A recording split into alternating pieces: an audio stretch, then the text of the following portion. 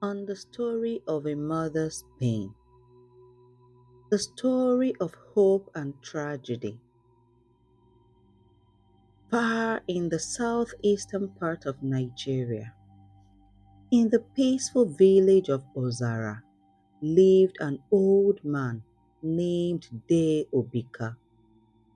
People feared and respected him because he had a special gift. He could heal people who had been beaten by dogs. In a time when rabies was a death sentence, De Obika's gift was a miracle to the villagers. Whenever someone was beaten by a stray dog, their family would rush to De Obika's little hut. The old man would rub some strange and peculiar herbs on the wound, whisper weird words, and after a few days, the person would be well again. Everyone trusted him. Everyone believed he was a good man. But unknown to the villagers, De Obika carried a dark heart. While he healed the sick, he was also filled with jealousy, bitterness, and envy. He hated to see others succeed, and his heart burned with rage when young people left the village to build a better life elsewhere. In the same village lived a boy named Emeka. He was the first son of a poor family. His parents had little, and his four younger siblings depended on him for guidance. Life was hard, but Emeka had a dream to go to school, study hard, and one day lift his family out of poverty.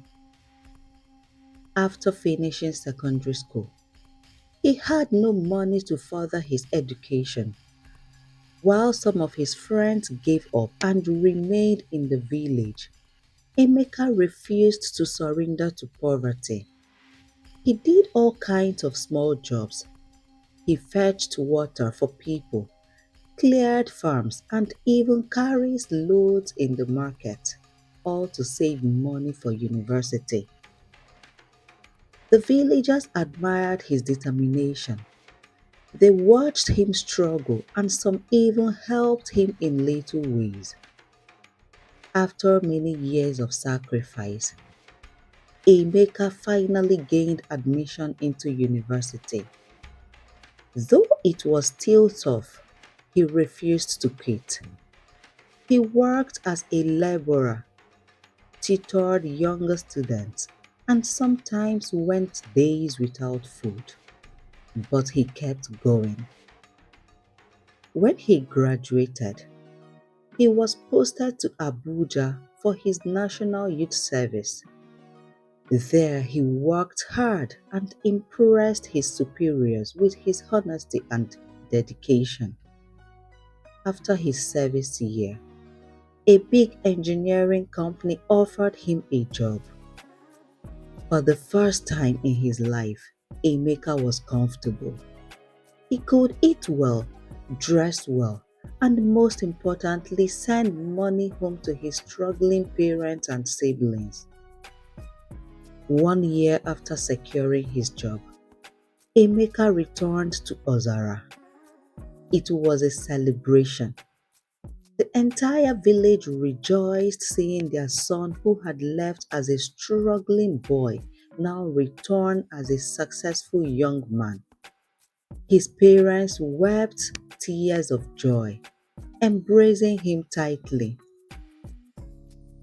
Out of his kindness, Emeka did not only bring gifts for his family, but he also extended his generosity to the elders of the village. He gave money to the aged, including De Obika, as a sign of respect. The old man accepted the money, smiled, and prayed for Emeka. But deep inside, De Obika's heart was boiling with jealousy. He could not understand why this poor boy had risen so high. How could a child of nobody suddenly become somebody? His heart became dark with envy. That night, alone in his hut, Obika took the money Emeka had given him, murmured wicked incantations, and cast a deadly spell on Emeka. Emeka returned to Abuja, full of plans for the future. He had promised to bring his younger brother to the city and set him up in business. He had promised his parents that their suffering was over. But 1 month after his visit, tragedy struck. Emeka fell sick suddenly. At first, it was just a minor fever. Then his body became weak and his stomach swelled. His friends rushed him to the hospital, but the doctors were confused. They ran tests but could not find what was wrong. Some said it was hepatitis. Others said it was a spiritual attack. No medicine seemed to work. Within days, Emeka was dead. The entire village of Ozara was thrown into mourning when his lifeless body was brought home. His mother screamed and wailed, rolling on the ground. My son, my hope, my only light, she cried. The pain was too much for her. Just weeks after burying her son, Emeka's mother also died from grief. She couldn't bear the loss of her son. The only joyful home became silent and filled with sorrow. Years passed, and Obika grew older, but age did not bring him peace. His body became weak, and his face wrinkled with guilt. One night, as he lay on his deathbed, he called the village elders to his hut. With a trembling voice, he made a shocking confession. I killed Emeka, he whispered, his voice filled with regret. I took the money he gave me, and out of jealousy, I cursed him. I did not stop with him. I have stolen the destinies of many young people. I have destroyed many lives. The elders gasped in horror. They could not believe what they were hearing. The old man who had been healing the sick, was also the one killing their future. When the villagers heard the news, they were filled with rage. They dragged Obika out of his hut and banished him to the evil forest. Alone and abandoned, he died in misery.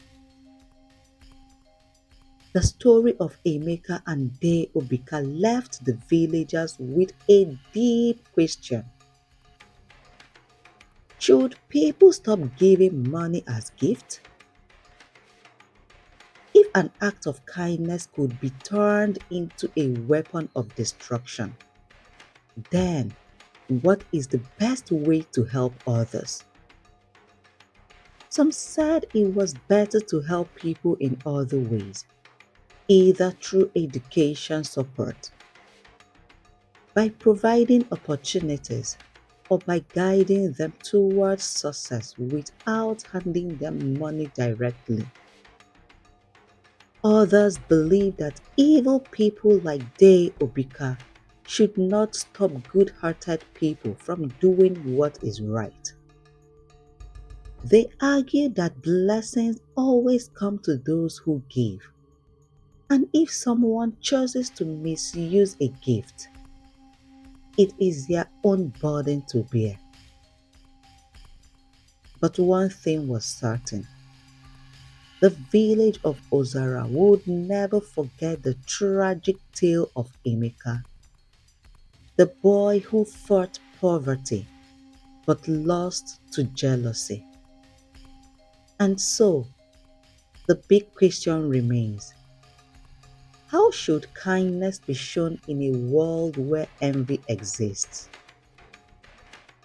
Please drop your answer in the comment section. Also like, share and subscribe to our channel for more interesting stories. Thank you.